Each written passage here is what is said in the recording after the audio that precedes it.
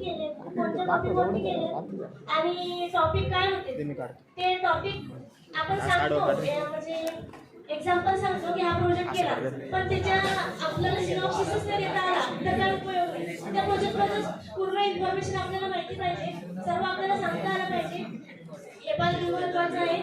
आणि किती प्रोजेक्ट केले, किती मध्ये केले का सेपरेट केले ते पण व्यवस्थित हे करता आलं.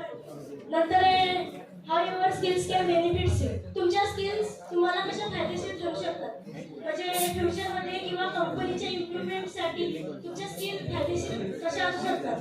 फॉर एक्झाम्पल आपण प्रोजेक्ट केला, जर तो तुम्ही स्वतः बनवला असेल, त्याचं वेब डिझाईन किंवा वेब पेज जर स्वतः क्रिएट केला असेल तर ते कंपनीसाठी बेनिफिशियल आहे आणि तुमच्यासाठी पण ते जर आपण विकत घेऊन केलं तर त्याचं काहीच बेनिफिट्स नाही.